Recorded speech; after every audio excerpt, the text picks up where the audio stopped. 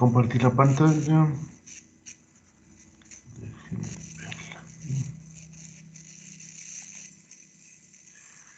Ya, me confirman si se ven, ¿cierto? Carlos, ¿me confirman si está viendo? Sí, profe, sí se ve. Ya, gracias. Bueno, pues vamos, lamentablemente el día lunes no hubo clases por un problema en el centro de datos de la universidad. Me imagino que han de cambiar, han de agregar alguna hora o dar algún cambio académico, ¿no? Bueno, vamos a ver brevemente algunas dudas que salieron en la prueba, más que todo porque le hice algunas correcciones y de lo que me comentaron, ¿no? Entonces, bueno, una pregunta que tuvo un inconveniente fue esta pregunta que decía calcular el valor de A y B para que tal número Z sea real y de módulo uno, ¿no?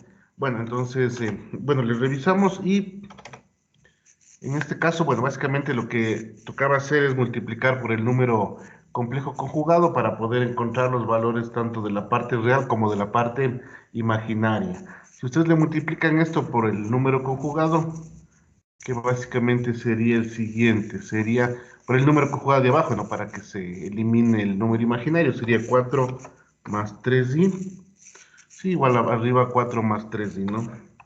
4 más 3i. Bueno, si hacen esa operación y realizan todas le van uniendo de la parte real a la parte imaginaria, debería quedarles finalmente de esta manera, ¿no?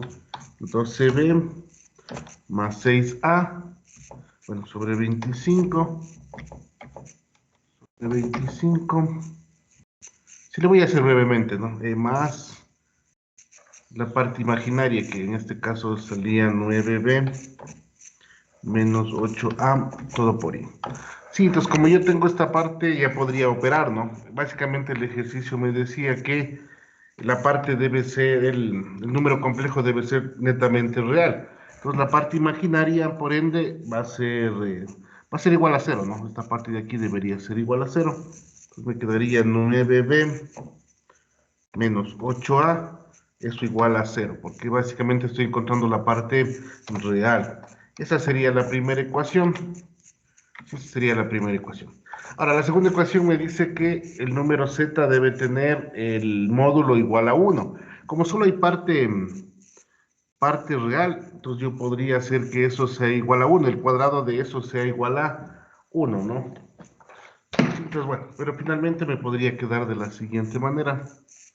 Debido a que no va a haber parte imaginaria, la parte imaginaria es 0, ¿no? Entonces me quedaría 12b más 6a sobre 25 puede ser igual a 1. En este caso, bueno, podría tomar dos valores, porque como viene de un elevado al cuadrado, de pronto el valor de a y el valor de b podrían ser negativos. Pero bueno, en las respuestas no había ningún valor negativo, ¿no? Entonces tenía dos ecuaciones, dos incógnitas. Sí, bueno, alguien creo que me mandó también la solución. Entonces, si ustedes le despejan y le resuelven, van a tener que el valor de b es igual, el valor de b nos quedaban 4 tercios, ¿sí? El valor de a nos quedaba 3 medios, ¿no? 3 medios. Sí, sería la respuesta. Obviamente le revisé las preguntas, no coincidía en ninguna respuesta. Sí, entonces esta pregunta le eliminé porque de pronto pudo haber habido algún inconveniente. Me parece que en la pregunta estaba 2 tercios del valor de A.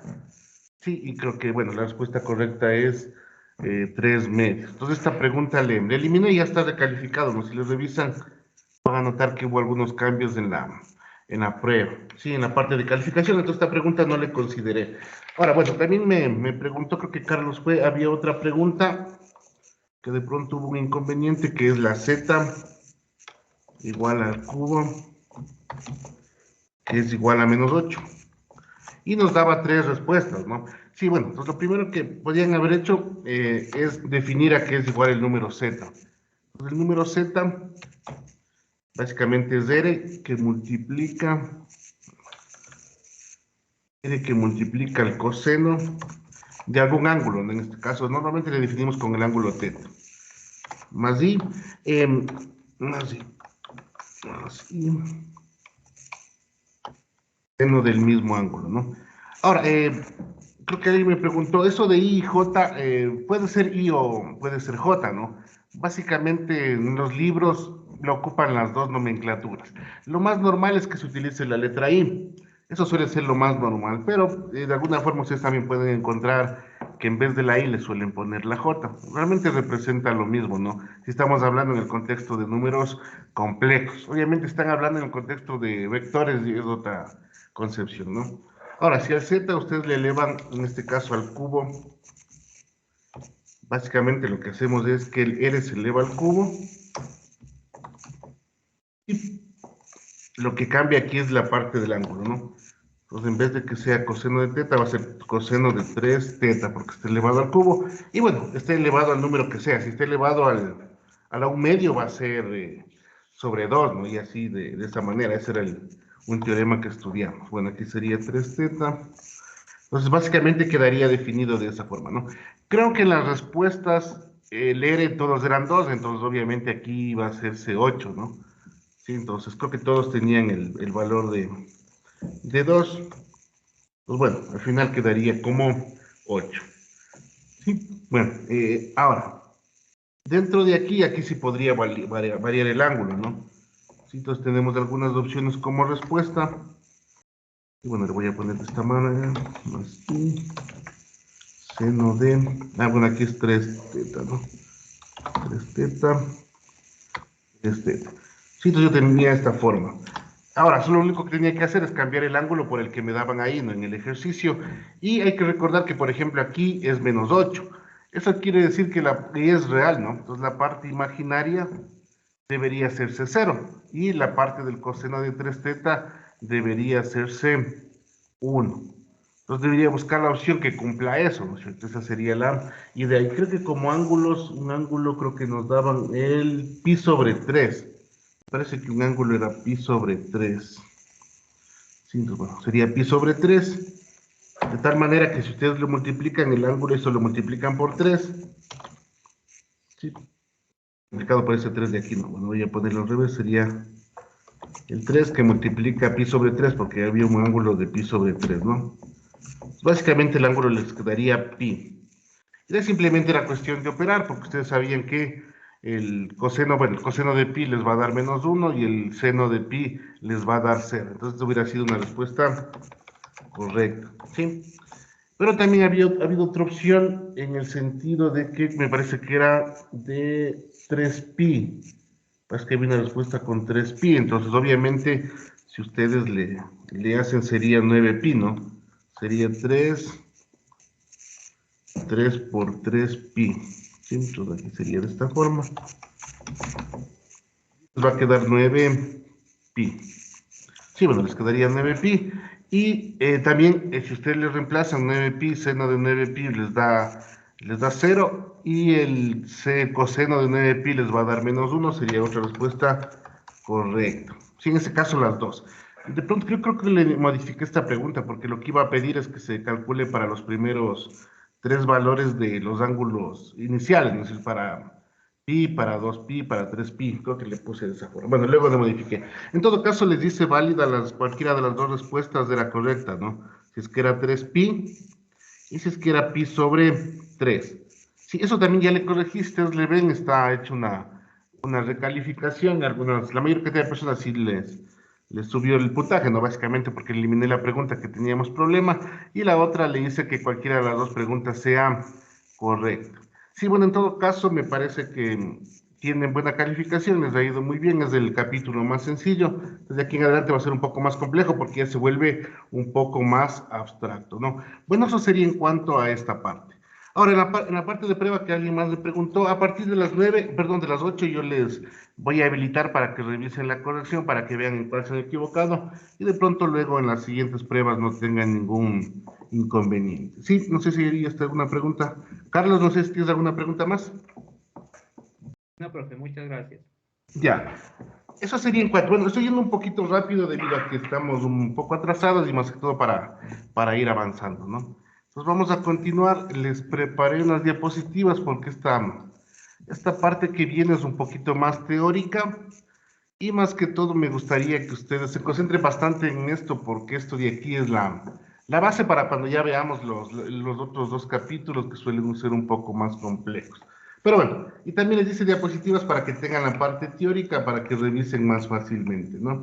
Y bueno, es un pequeño resumen de algunas, de lo que realmente hice, ¿no? Para que sea un poco más de entendible. Los libros suelen ser un poco más complejos de entender, porque dan un poco más de teoría, cambian la nomenclatura y se vuelve un poco más tedioso. Bueno, entonces la última clase habíamos visto referente a lo que son las señales. Entonces nosotros básicamente dividimos a esta parte, ¿no? Tanto en la parte discreta como en la parte continua, en dos grandes campos, se podría decir. La una es el análisis de la señal como tal, y la otra es el análisis del sistema. Entonces nosotros debemos entender cómo las señales tienen sus propiedades, qué pasa si esas señales se multiplican por otras señales, y luego vamos a estudiar lo que son los sistemas, y más que todo la interacción de la señal con el sistema. Eso más adelante lo vamos a conocer como convolución. Y bueno, lo interesante es entender el concepto para luego poder aplicar. Muchos conceptos que ustedes van a ver ahora, hoy realmente resultan a veces muy complejos de entender, básicamente por la matemática. Pero cuando ya hagamos ejercicios, se van a dar cuenta que realmente no es tan complejo, cuando ya se le opera como tal, ¿no? Esa es la idea. Bueno, si me confirma, sí se ve las diapositivas, ¿no es cierto? Carlos, ¿me confirmas? Sí, sí se ve, profe. Ya. Bueno, entonces vamos a ver básicamente lo siguiente, ¿no? Lo que son algunas operaciones, lo que son algunas propiedades, y más que todo las propiedades y características de una función en especial que se llama función impulso. Esta función impulso es muy importante porque posteriormente la vamos a estudiar en lo que es la convolución y en el efecto que tiene esta señal en específico sobre los sistemas. Entonces, por eso se estudia la señal impulso. Y luego, lo interesante de esta señal impulso es que cuando ya veamos sistemas discretos, básicamente la señal impulso es el nexo del sistema continuo con el sistema discreto. Entonces, por eso se estudia la función impulso a profundidad, ¿no? Pues básicamente imaginemos que tenemos dos señales, ¿no? Estas señales pueden ser continuas o continuas definidas por partes. Normalmente nosotros de aquí en adelante, los ejercicios que vamos a ver van a ser más gráficos, entonces nosotros vamos a operar desde el punto de vista más gráfico. Normalmente estamos acostumbrados a operar que nos den una función, yo que sé, 2 por e a la 3t, o de ese tipo, ¿no? Señales cuadráticas, etcétera, ¿no? Pero en señales, cuando hablamos en sí de señales, estos pueden ser más que todo gráficas. ¿Por qué? Porque todo en el ámbito de comunicaciones, en el ámbito de información, las señales suelen ser más bien desde el punto de vista gráfico. Sí, eso más que todo para hacer análisis, ¿no? Obviamente cuando ya se trabaja en la parte real, esta señal se trata de aproximar por algo. Sí, entonces normalmente vamos a ver así. Entonces imaginemos que tenemos dos señales, ¿no? Esta señal x1 y esta señal x2 y queremos hacer una operación matemática. Si fuera a nivel matemático, realmente no existe ningún problema, porque, como les digo, por ejemplo, esta ecuación de aquí va a estar definida por partes, digamos que entre -1 y 0 la función es 1, entre 1 y 1 la función igual es 1, entre 1 y 2 la función es -1, y así sucesivamente, ¿no? Pero obviamente a lo mejor esta señal no es periódica. Entonces, si no es periódica, no pueden definir la parte del periodo. Además de eso, toca definir por partes, ¿no? Entonces, por eso se hace el análisis más bien gráfico. Ahora, tenemos en la parte derecha otra señal, que en este caso, bueno, normalmente pueden ser varios tipos de señales, ¿no? Pero, digamos que en este caso tiene rampas, tiene rectas inclinadas, etcétera, ¿no? Normalmente ustedes van a ver hasta este punto, es decir, cuando hagamos análisis de señales, se van a ver señales continuas definidas por partes, también señales con cambio de pendiente. Más allá no se le ve porque ya se complica la parte de hacerlo esto de alguna manera manual. Es decir, cuando yo ya pusiera, por ejemplo, un exponencial, un seno, yo que sé, una cuadrática, un cubo, lo que sea, resulta muy complejo sacar una integral, sacar una derivada, ¿no? Pero en cambio, desde el punto de vista gráfico de constantes y de pendientes, realmente no es tan complejo. Entonces, si nosotros nos ponemos a analizar parte por parte, nosotros podemos ir sacando la sumatoria, por ejemplo, de funciones, simplemente analizando por tramos, ¿no es cierto? Entonces, por ejemplo, en el tramo de -1 a 0, solo el x1 tiene su aporte en función, entonces por eso en la suma de x1 más x2 tenemos esa parte de ahí que va de -1 a 0 con el valor de -1. Cuando ya nos desplazamos hacia los valores de 0 y 1. En cambio, ahí sí existe tanto la parte del x1 como el aporte de x2. Y simplemente, bueno, esto simplemente es de sumar, ¿no? En el de arriba tienen 1, en el de abajo tienen 1, y sería hasta 2, ¿no? Por eso en 0, en la sumatoria tiene 2. Y bueno, y al final de 1, obviamente le suman sería el 1 del x1 y el 0 del x2, por eso en 1 se ubica en 1, ¿no? Sí, y así le van sumando por partes. Simplemente esto es desde el punto de vista gráfico. Lo que sí deben tener cuidado es cuando, por ejemplo, se suman las partes negativas con positivas. Porque dan cuenta que esto es más o menos como sumar, como ir sumando, es sumar áreas básicamente, ¿no? Ustedes ven en la parte de 0 y 1, le suman la porción de ese cuadrado más la parte triangular del x2. Sí, lo complejo, como les digo, es la parte cuando tienen más parte positiva que negativa, ahí hay que tener bastante cuidado. Sí, entonces esta sería una sumatoria muy simple desde el punto de vista gráfico. Sí, de pronto existen operaciones más complejas que vamos a ir viendo más adelante. Ahora, otra operación que suele ser muy interesante es la multiplicación de señales, ¿sí? O el producto de dos señales. Este producto en señales continuas es muy interesante, más que todo, por ejemplo, si son señales periódicas. Si en este caso no son señales periódicas, es el mismo ejercicio anterior y simplemente lo procedemos a multiplicar. Ahora, ¿por qué su importancia en este sentido del producto? Si ustedes, por ejemplo, multiplican dos señales, vamos a ver si más adelante hacemos un ejercicio en la próxima clase más largo. Si ustedes, por ejemplo, tienen dos señales y las multiplican, la tercera señal puede tomar ciertas características de la una y de la otra señal. Entonces, por ejemplo, por darles un ejemplo, ¿no? Imaginemos que hay una señal que es senoidal, ¿sí? Y hay otra señal que también es senoidal, pero ambas se diferencian porque son de diferentes frecuencias. Es decir, la una es de alta frecuencia y la otra es de baja frecuencia. Ahora imaginemos que la señal de baja frecuencia sea, por ejemplo, una señal de una voz. Es decir, yo que sé, estará dentro de los 10 kHz, 5 kHz. Sí, entonces son señales de baja frecuencia. ¿Sí? Ahora, imaginemos que la otra señal es de alta frecuencia. Es decir, 100 kHz, estamos hablando de 200 kHz, etcétera, ¿no? Si yo multiplico las dos señales, básicamente eso se le llama modulación AM, sí, modulación de amplitud. Entonces vamos a ver luego cuando hagamos un ejercicio que esa es la base para hacer la transmisión de AM, es decir, multiplicar una señal de baja frecuencia, que en este caso es la voz, multiplicarla por una señal de alta frecuencia para que esa señal pueda transmitirse a través del aire. Entonces eso le llamaron AM, que fue se puede decir la primera aplicación en el sentido de transmisión de información y es a onda corta, ¿no? No se olviden que la idea de esto de transmisión de información a través del aire, por señales electromagnéticas, a través de la radio, de alguna forma depende de la frecuencia. Entonces, por eso es que ustedes, por ejemplo, cuando escuchan AM, normalmente son radios locales, radios, por ejemplo, muy cercanas a ustedes. Cuando escuchen FM, en cambio, son señales que ya pueden alcanzar provincias. Sí, y sí, bueno, si van subiendo en el ámbito de celulares, en cambio los alcances suelen ser un poco más grandes, ¿no? Pero eso lo vamos a ver cuando ya lo hagamos. Por eso es su importancia esto de la multiplicación de señales, ¿no? Entonces imaginemos el mismo ejercicio, tenemos dos señales, en este caso la señal x1 y x2, que es la misma de la anterior, y lo que hago es multiplicar. Básicamente va a ser lo mismo, ¿no? Va a cumplir la ley de los signos, si es que la señal es 0 multiplicada por otra señal es 0, y de esa forma es la multiplicación, sino que es desde un punto de vista gráfico. ¿Por qué se hace el estudio gráfico? Básicamente porque nosotros con el tiempo deberíamos aprender a de alguna forma razonar el gráfico, el comportamiento de una imagen, el comportamiento de una tendencia, ¿no? Entonces, normalmente en ingeniería se estudian más desde el punto de vista gráfico muchas cosas porque nos dicen o nos dan, de alguna forma nos pueden generar conclusiones o de alguna forma podemos llegar a conclusiones a través de una interpretación. Ahora, pues imaginemos, por ejemplo, este realmente es muy sencillo. Como ven, el x1 es el único que aporta entre -1 y 0, y el x2 no tiene, es decir, el valor, obviamente, si no está definido, es 0, ¿no? Entre -1 y 0 es 0. Entonces, al multiplicar, obviamente, entre la señal multiplicada de x1 y x2, aparece 0. Ahora, la señal x1 tiene una parte entre 0 y 1, que es de 1. Entonces, ya saben que cualquier señal multiplicada por 1 va a ser la misma señal. Entonces, por eso, entre entre 0 y 1 en la función de x1 y x2 es la misma función de x2, ¿no? Luego, bueno, ya viene la parte entre 1 y 2.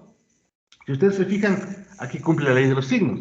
Es negativo entre 1 y 2 en x1 y es negativo entre 1 y 2 en x2. Entonces, al multiplicar se vuelve positivo, ¿sí? Lo mismo pasa en el tramo de 2 y 3. Como es positivo en 1, porque tiene el valor de 1 multiplicado por la señal que es negativa, sí, sería la parte negativa. Por eso entre 2 y 3 es negativo. Luego entre 3 y 4, el x1 es 0, entonces al multiplicar por cualquier señal se va a volver 0. Pues realmente esto, bueno, esto es interesante porque luego vamos a ver que existen muchas aplicaciones en el sentido de que podemos hacer mucho más análisis multiplicando cierto tipo de señal por otra.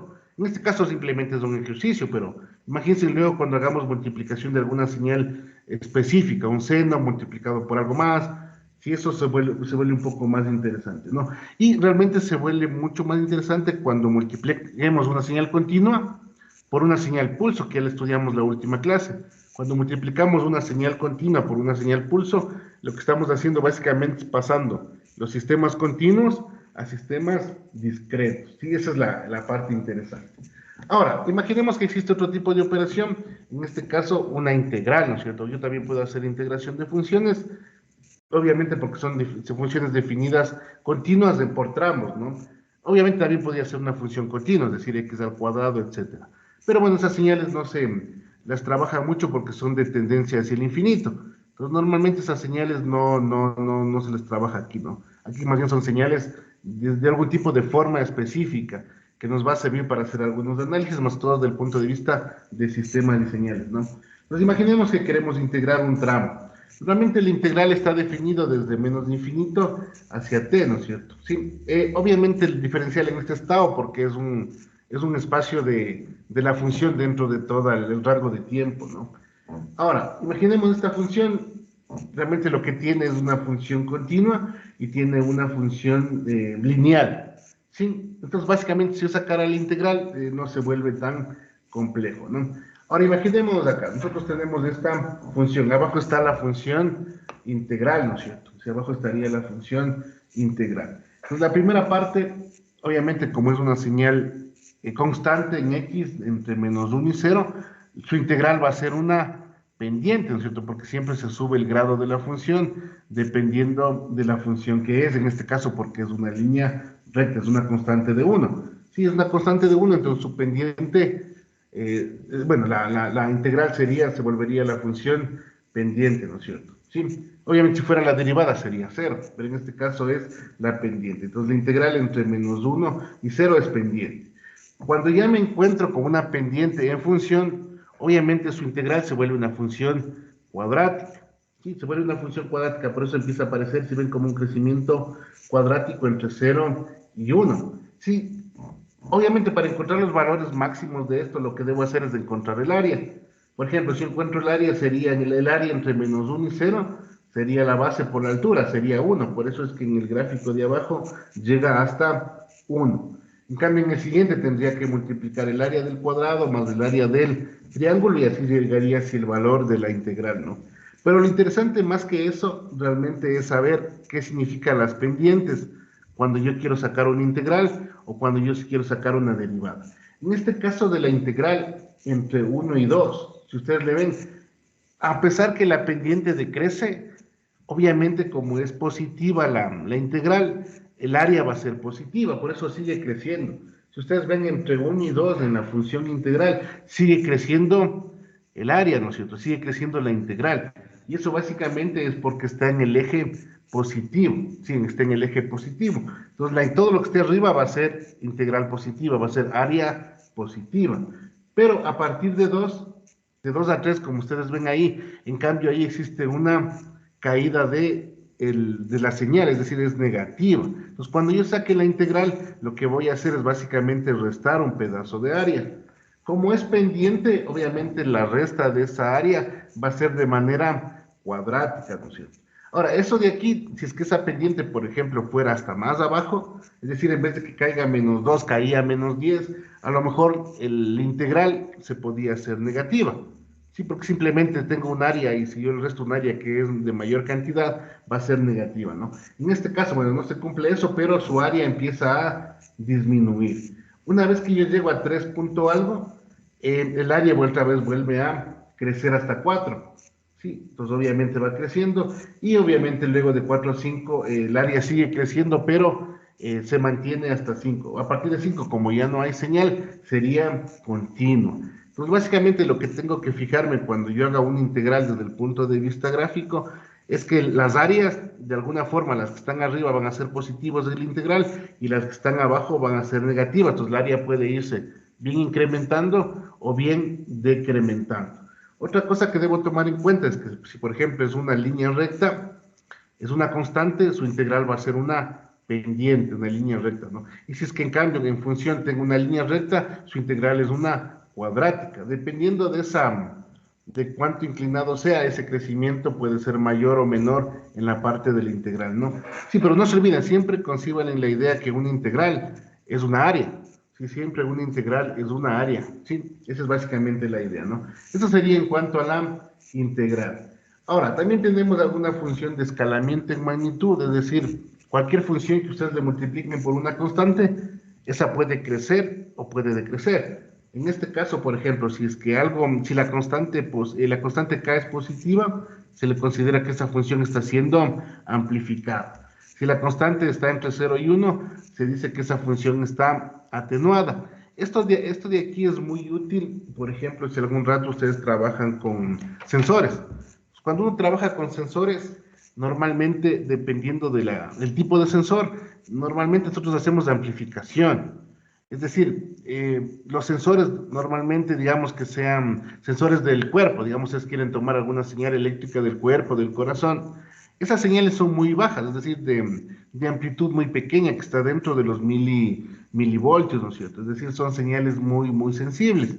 Y realmente, si es que tuvieran otra señal, por ejemplo, como la electrostática, de alguna forma son amplitudes muy pequeñas y se pueden confundir. Entonces, para que un sistema electrónico pueda captar esas señales, se utiliza amplificadores. Entonces, debe haber algo ahí que multiplique una constante por esa señal para que lleguen a valores de alguna forma que sean permitidos dentro de los rangos de los dispositivos electrónicos. Entonces, normalmente van a ver que se multiplica, yo que sé, 10 veces más. Si son en los milivoltios, a lo mejor tengan que subirle a los voltios. Ya va a depender de cada una de las señales, ¿no?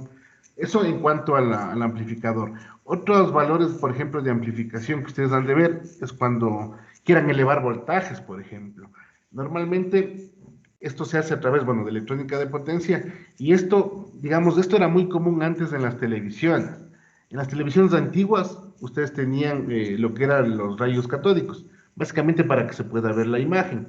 Para generar esa diferencia de potencial de los rayos catódicos, lo que se tenía que hacer era hacer una amplificación de voltaje.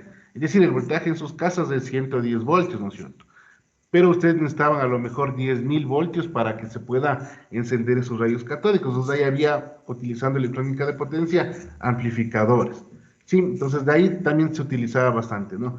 Atenuadores también, por ejemplo, nosotros podemos tener atenuadores. Esos, por ejemplo, ustedes lo van a ver en los transformadores. Si ustedes algún rato ven, o sea, algún rato tienen la oportunidad de medir los voltajes en las líneas de los postes, en las líneas, no sé si han visto que son tres cables seguidos. Esos tres cables de los postes normalmente tienen 120 voltios, pero existen otros postes que en las mismas, no, en el mismo poste arriba, en la parte superior, también existen tres postes, pero es tres cables. Esos cables se llama alta tensión y luego viene un transformador. Entonces, esa alta tensión, por ejemplo, puede tener 13.000 voltios, pero en su casa a ustedes les llega 120. Entonces, existe un dispositivo que se llama transformador que de alguna forma, por los efectos electromagnéticos, hacen una atenuación de la señal, en este caso en la señal de voltaje, ¿no? Entonces, esos son dispositivos que pueden atenuar o dispositivos que pueden amplificar. Por ejemplo, en este ejercicio, bueno, hice una simulación y digamos que tenemos una señal que es KE a la T menos 1. Ya vamos a ver luego qué significa ese menos 1, ¿no? Pero simplemente es para saber en dónde la señal empieza a tomar valores o cómo yo desplazo esa señal, ¿no? Ya vamos a aprender qué significa una señal desplazada más adelante. Entonces, si yo estoy variando los valores de K, imagínense, para valores menores de K, en este caso 0.1, la señal, si ven, está atenuada con el tiempo, ¿no? Y obviamente si quisiera amplificar, que la señal crezca mucho más rápido, debería incrementar el valor de K. Entonces imagínense, para K igual a 3, los valores en 3 ya llegan prácticamente a 22, 23. ¿Sí? Entonces de alguna forma eso significaría amplificar. Ahora, la amplificación tampoco es infinita, ¿no? Desde el punto de vista práctico. Es decir, ustedes tampoco pueden amplificar una señal desde el punto de vista práctico hasta el infinito o a un valor muy grande. Entonces, cuando ustedes ya, bueno, vayan estudiando, van a encontrar luego que en electrónica, cuando estudien la parte de transistores, que es los medios, cómo se amplifican señales, van a darse cuenta que físicamente no se puede hacer amplificaciones muy grandes, sino que lo que se hace es hacer amplificaciones por etapas. Lo mismo va a pasar, por ejemplo, ustedes tienen un equipo de sonido en su casa o un parlante que ahora están de moda, que las amplificaciones de las señales para subir el volumen, etcétera, de alguna forma son hechas por etapas. ¿Por qué? Porque las amplificaciones, desde el punto de vista de electrónica, no pueden amplificar a valores muy grandes. Entonces, lo que se hace es hacer varias etapas de amplificación. Por eso hay preamplificación, hay varias etapas dentro de la parte de sonido, ¿no? Es porque físicamente no se puede hacer.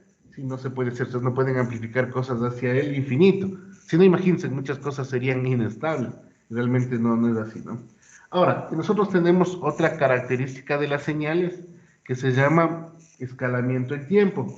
Es decir, yo puedo de alguna forma cambiar el tiempo de la escala. Sí, eso yo lo puedo hacer. Bien, yo puedo contraer esa escala o bien yo puedo expander esa escala. Ustedes ven cuál es la idea, es que dentro del tiempo yo cambio un valor de una constante por el tiempo. En este caso, por ejemplo, x de at en la función x de t. Es decir, yo lo que hago básicamente es agregar un valor de una constante y esta constante puede ser mayor a 0 o puede estar, bueno, aquí es mayor a 1, no puede estar entre 0 y 1. Aquí está mal, aquí es a mayor a 1, ¿no? O puede estar entre 0 y 1. Pues vamos a ver un ejercicio, digamos este ejemplo de aquí, ¿no? Esta es una señal normalita, en x de t. ¿Qué pasa si yo le cambio el tiempo? Es decir, en vez de que sea en función de t, va a ser en función de 2t. Entonces, donde vean t, se va a cambiar por 2t. Entonces, por ejemplo, en la función x de t, el t es, bueno, es t, ¿no? Pero en la función x de 2t se varía, ¿no? Es decir, en vez de que sea t, le van a cambiar por el valor de la constante. Entonces se vuelve 2t, acá que es t menos 3 se va a volver 2t menos 3, y solo se le cambia en el valor de t. Pero fíjense en la escala de tiempo. Si ustedes querían llegar en la función de t a 1, si ven, en 1 vale 1 la función x de t, porque valía t. Pero acá para llegar a 1, como es 2t, simplemente va a llegar en 0,5. Porque se introduce en 0,5 en t, es 2 por 0,5 y llega a 1. Por eso se dice que en este caso se ha expandido la parte de la escala, ¿no? Es decir, como quisiera un zoom de alguna forma en esa escala. Si de pronto esto puede ser útil si se hace algún tipo a lo mejor de comunicaciones, ¿no? Si que yo quiero variar el tiempo de transmisión de alguna señal, etcétera, ¿no? Podría utilizarse. Ahora, fíjense igual en 2, ¿no? Si ustedes se ven en la figura x de t, en 2 llega bueno, en 2 llega a 1, es decir, justo en el valor de t2 valdría 1. Aquí, en cambio, yo debería ver en valor de 1, si ustedes le despejan, es decir, le ponen el t, no sé si le ven aquí, sería el 1, ¿no es cierto? Es decir, el 1 de x de 2t es el valor de tiempo que llegaría para tener el mismo valor, ¿no? Es decir, de alguna forma lo que estoy haciendo es variándole la escala. Sí, entonces hay que verle en qué valor se cambia esa función. Como les digo, el 2t se va a variar, ¿por qué? Porque el tiempo para llegar al mismo valor de la función va a ser en menos tiempo, en este caso la escala de 2, va a llegar más rápido, es decir, que llego en la mitad de tiempo, ¿no es cierto? Eso es lo que hace el escalamiento. Sí, bueno, lo mismo va a pasar acá en t menos 3, ¿no es cierto? Para que se iguale el valor de menos 1, yo debería reemplazar, digamos, por ejemplo, en 2.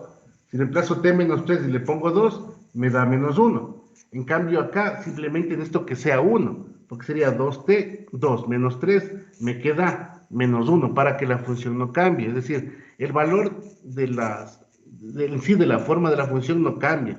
Lo que cambia es el escalamiento en tiempo. Ahora, ¿qué pasa si ese valor es pequeño o menor a 1? Es decir, estoy entre 0 y 1. En cambio ahí el tiempo de alguna forma lo voy a ver como una especie de que el tiempo se está agrandando, ¿no es cierto? Se está expandiendo. Pues veámosle acá. Ustedes se fijan acá, lo que debo hacer básicamente es, en vez de que esté el tiempo solo, lo multiplico por la constante, en este caso 1/3 del tiempo.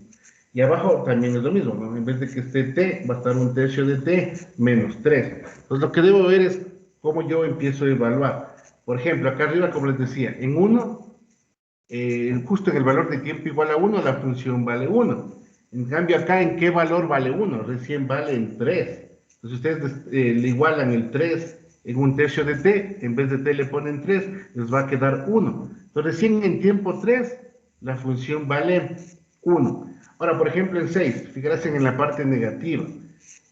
En la parte negativa, en la función de 1/3 de t, si ponen 1/3 de t, les va a quedar 2, ¿no es cierto? Porque multiplican 1/3 por 6, les queda 2. Menos 3 les queda menos 1. Entonces, como ustedes ven, recién en 6 el valor es menos 1, ¿no? Entonces, de esa forma yo podría variar la escala en tiempo. Como les digo, las aplicaciones más normales que he visto es en la parte de comunicación. Si algún rato quiero cambiar información o enviar información, o a su vez, por ejemplo, si ustedes quieren modificar algún tipo de señal de voz, por ejemplo, que quieren escucharle más rápido, quieren escucharle más lento. Entonces, de pronto ahí ustedes cambiando esa escala de tiempo, pueden escuchar algo que sea más rápido o algo que sea más lento. De pronto puede ser alguna aplicación, ¿no? Dentro del punto de vista de señales. Esas señales desde el punto de vista aplicativo, ¿no? Otra característica que realmente es muy importante y creo que es la más importante es el desplazamiento.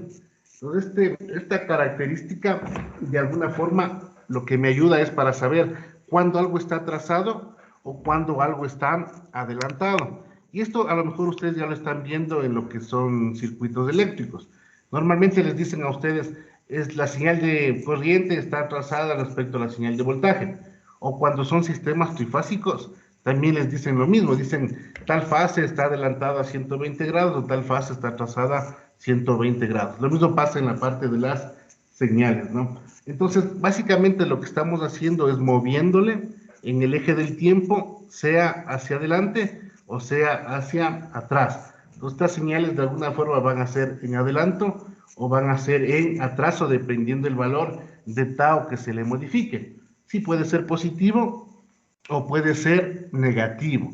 Entonces todo va a depender del valor que ustedes le pongan, tanto en positivo o en negativo. Entonces hay que tener bastante cuidado. Entonces esto de aquí es muy importante cuando ustedes estudian circuitos, ¿no? Entonces por eso es muy, muy interesante este concepto de atraso y adelanto. Entonces ya le vamos a ver. Entonces, por ejemplo, digamos en este caso, la señal de abajo, si ustedes le ven, es una señal que se ha desplazado. En este caso aparece antes, ¿sí? Si ustedes le ven, la señal x de t empieza en -1, sube con pendiente hasta 1, luego tiene una parte constante hasta 2 y luego decae hasta 3 de manera lineal. Esa es la función x de t. El momento que yo le pongo +1, básicamente le estoy haciendo que empiece antes. Si ven, la señal empieza en -2, está empezando antes. Cuando algo empieza antes, se dice que es una señal en adelanto. Sí, cuando algo empieza antes. Entonces, cuando ustedes tengan una función x de t y le sumen algo, es decir, le sumen +1, le sumen +2, le sumen cualquier valor, esa señal, el momento que le pusieron más, le están poniendo una señal en adelanto. Es la misma señal, pero en adelanto. Sí, entonces cuando le vean con más es adelanto, ¿no? Te acordarás en eso, cuando ustedes le sumen un valor de tiempo, eso es en adelanto. Caso contrario, la señal es en atraso. Sí, entonces vamos a ver este. En este caso es x de t menos 2. Como es x de t menos 2, obviamente empezar en -1, le desplazo 2, se puede decir 2 segundos, por poner una escala de tiempo, ¿no? Entonces en vez de empezar en -1, se desplaza a 0, 1 y se desplaza a 1, -2. Por eso empieza la señal en 1. Entonces yo le desplacé 2, ¿sí? Yo le desplacé 2, pero aparece luego. Esta señal aparece posteriormente. Entonces cuando una señal aparece luego, se dice que esa señal está en atraso. Y normalmente le van a ver con el t -2, o -3, o -4, o -1, ¿no? Entonces cuando esté el signo negativo, se dice que esa señal es de atraso. Cuando está en t más la señal se le suma un valor al tiempo, se dice que es en adelanto. Entonces, básicamente para que se den cuenta, porque realmente aquí suele haber confusión cuando algo es de atraso, cuando es de adelanto, normalmente yo sé hacer un ejercicio. Digamos que ustedes llegan a clases, ¿no es cierto? Imaginemos estar en clases presenciales y la clase empieza a las 7. Pues a las 7 yo empiezo a dar clases, ¿no? Luego de 5 minutos ya se movió en tiempo, ¿no? Viene un alumno. Entonces luego de 5 minutos llega un alumno. Entonces este alumno aparece un tiempo después, después de que empezó la clase. Entonces ese alumno está llegando atrasado. O sea, aparece después en tiempo. Entonces cuando algo aparece después en tiempo es porque llega atrasado. Entonces en este ejemplo, ¿no es cierto? Pues más o menos, ¿por qué les digo esto? Porque uno tiene la noción de que gráficamente pareciera que la señal está en adelanto. Porque si no, ves que está más adelante. Dice, si ustedes comparan x de t con x de t menos 2, básicamente si no les hubiera dado este concepto, hubieran dicho, no, esa señal está adelantada, porque aparece más adelante. Pero eso es gráficamente. Pero si ustedes se fijan, abajo es el eje de tiempo, es está apareciendo en tiempo. Si algo en tiempo aparece luego, es porque está atrasado. ¿Os acordarás en el ejemplo de cuando empezamos clase, empezamos a las 7? Si un compañero de ustedes llega a 7 y 5, en el eje de tiempo apareció luego, pero ese compañero está atrasado, esa señal está en atraso. Esto les digo porque normalmente suelen generarse confusiones cuando se les pregunta cuándo algo está en adelanto o cuando algo está en atraso. Entonces lo mismo pasaría, imagínense con el mismo ejemplo, ¿no? Empezamos clases a las 7, pero un compañero llegó 5 minutos antes. Entonces el compañero llegó adelantado a la clase, ¿sí? Y eso se verifica con el signo más y con el signo menos. Pues no se olviden, menos es atraso, más es adelanto, ¿no? Para que de alguna forma tengan el concepto claro. Porque como les digo, siempre les he escuchado que cuando le ven a la figura que aparece luego, le dicen que está en adelanto. Pero no es así. ¿Por qué? Básicamente porque el eje en el que está desplazándose es eje de tiempo. Entonces, si algo aparece luego en el tiempo, está en atraso, ¿no es cierto? Eso realmente es un concepto muy importante porque eso suelen tener problemas cuando les preguntan, mire, ¿la corriente está en atraso o en adelanto? Y les ponen las gráficas. Y a veces uno dice, no, parece que está en adelanto. Y eso suele confundir luego, ¿no? Digamos, todo cuando ya empiezan a trabajar con señales, bueno, con circuitos que son ya circuitos con capacitores, circuitos con inductores, en señales alternas, en señales trifásicas, etc. Ahí van a aparecer estos conceptos de atraso y adelanto. Eso sería en cuanto a las operaciones. Otra operación que también es muy interesante es la operación de la derivada de señales continuas, ¿no? Pero resulta que estas señales continuas son continuas por tramos. Es decir, no es una continua como estamos acostumbrados, un x al cuadrado, un x al cuadrado más 1, un x más 1, un e a la menos t, lo que sea, ¿no? Entonces uno está acostumbrado a ese tipo de señales. Estas señales, en cambio, son continuas por partes. Entonces, el momento que yo tengo señales continuas por partes, empiezan a tener otras propiedades. Y eso, bueno, resulta ser muy interesante, ¿no? Entonces, por ejemplo, aquí está una función x de t, que obviamente tiene pendientes y tiene discontinuidades en algunas partes. Por ejemplo, tiene una discontinuidad en 0, en 1, en 2, en 3. En todos los espacios de tiempo tiene discontinuidades. Entonces eso me genera otro tipo de señales, otro tipo de análisis por la naturaleza propia de la derivada. Esto de la derivada en el ámbito, en este caso en el ámbito de control, a veces resulta ser muy complejo implementar o a veces resulta ser muy complejo entender. ¿Por qué? Porque de alguna forma la derivada normalmente nosotros no la concibimos desde el punto de vista de discontinuidad. Decimos, en la parte discontinua obviamente no se podría generar una derivada, porque estamos acostumbrados a verle a qué, a la derivada de señales continuas, a sacar derivadas de señales continuas. Pero eventualmente podría pasar, es decir, a lo mejor existe una señal que tiene cambios bruscos y eso físicamente es muy complicado de implementar. Sí, bueno, los que estudiamos control, cuando hacemos algún tipo de controlador que involucre derivadas, normalmente suele dar problemas por la implementación, es decir, cuando yo tenga que programar una derivada, a veces puede aparecer a veces el tiempo es tan pequeñito que una derivada, el valor le cambia muy bruscamente, y ese es el problema de la derivada. Y ese cambio brusco, por ejemplo, es esta parte de aquí, que ustedes ven por ejemplo, en x de t en 0, cambia de -1 a 1, y ese cambio es muy brusco para una derivada. ¿Por qué? Porque el tiempo en el que está transcurriendo es nada, es cero. Entonces, si ustedes ven derivada de x respecto al tiempo, si quisieran hacerle a mano, van a saber cuál es la variación del tiempo, y a lo mejor la variación del tiempo es cero. Es decir, eso realmente no está definido.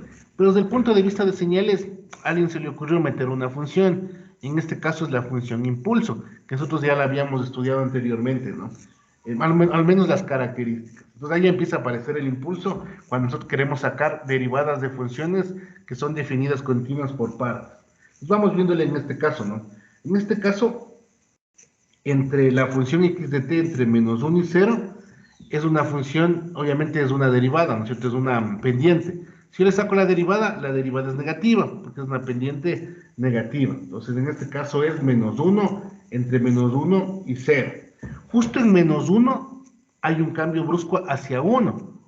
Sí, hay un cambio brusco hacia 1. Entonces, si ustedes ven el valor de ese cambio brusco de -1 a 1 es de 2, porque va -1 a 1, ¿cierto? Entonces, el cambio es de 2.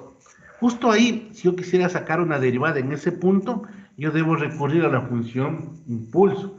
Como va desde -1 a 1, ese cambio es positivo. En este cambio es de 2, en este caso de 2 unidades, ¿no? Porque es -1 a 1 son 2 unidades, y le defino con la función delta.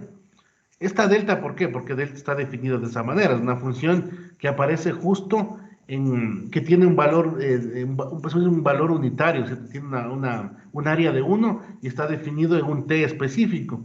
En este caso está definido en 0 para este caso de función, para esta derivada justo en ese punto. Entonces, cuando yo quiero derivar estas discontinuidades, van a aparecer estas funciones delta, en este caso sería 2 delta de t, porque justo está en 0.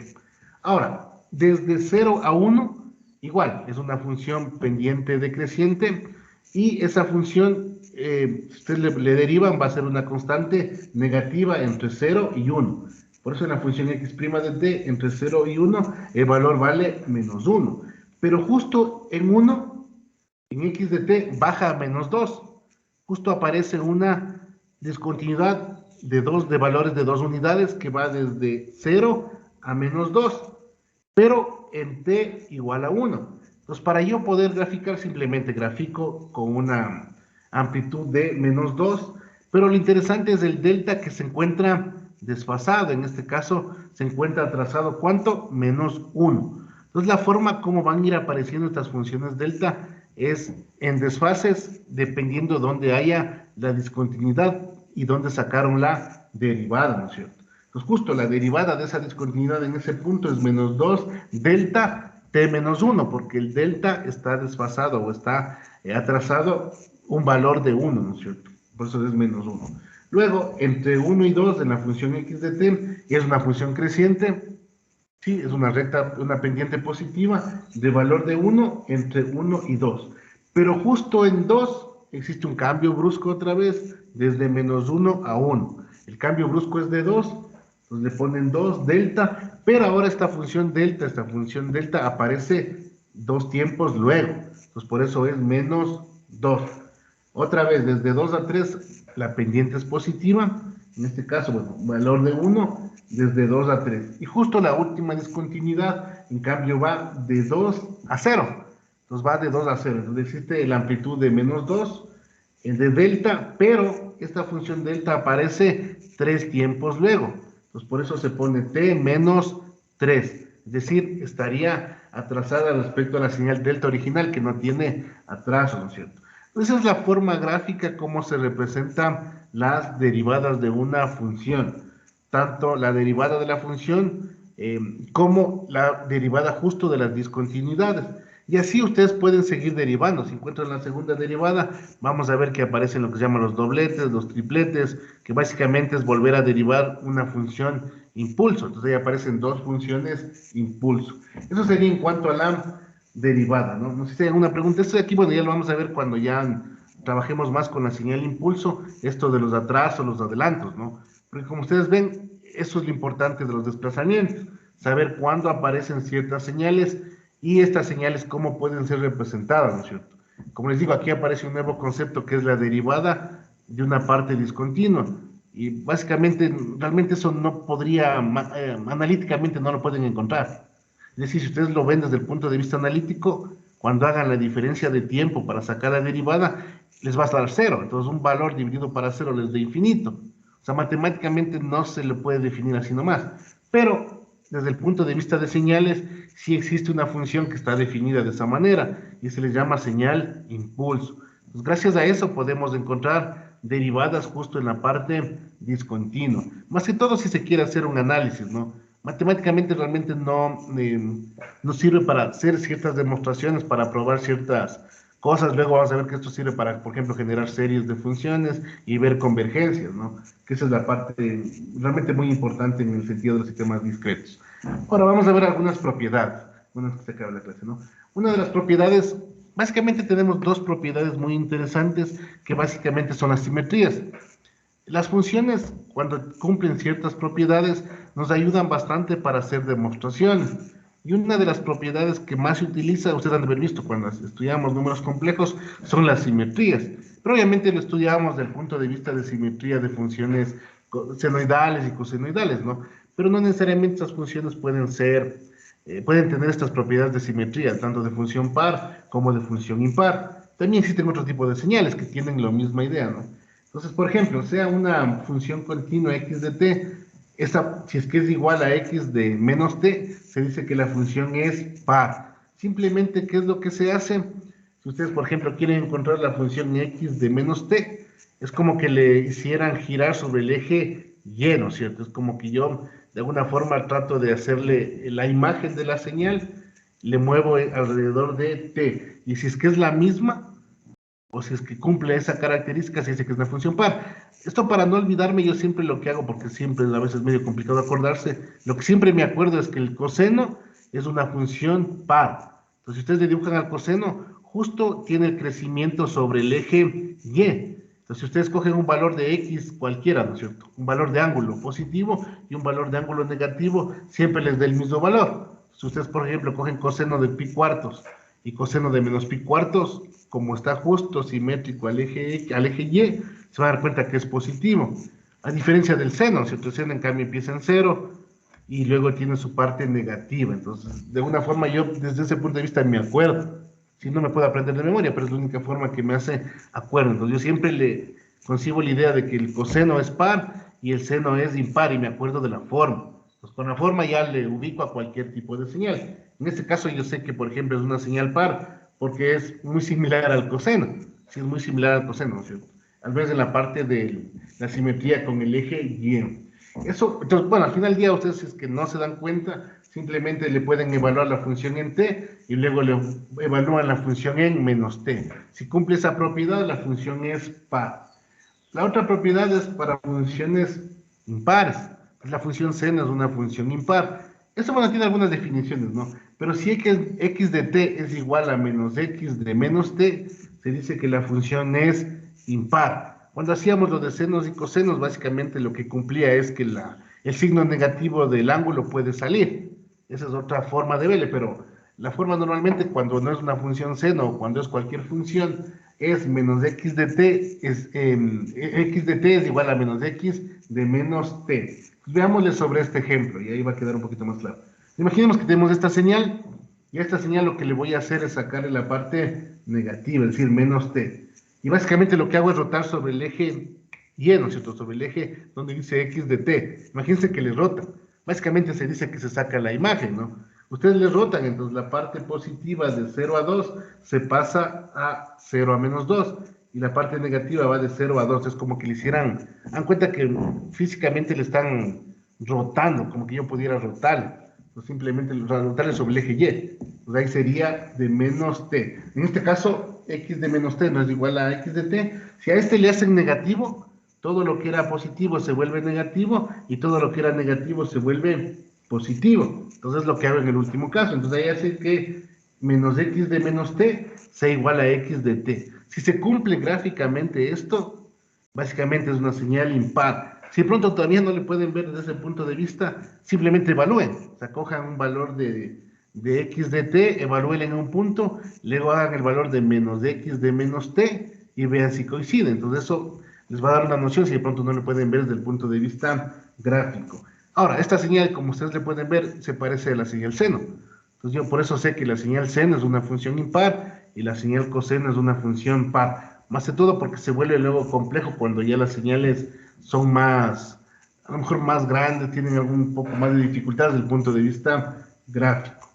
Eso, bueno, eso sería en cuanto a la parte de señales pares y señales impares. Nos tiene que dar bastante claro porque luego existen algunas propiedades. Por ejemplo, a partir de esta propiedad, existe una propiedad muy interesante que cualquier señal puede ser descompuesta en su parte en una función par y en una función impar. Y resulta que si ustedes suman una función par con una función impar, esta función no tiene simetría.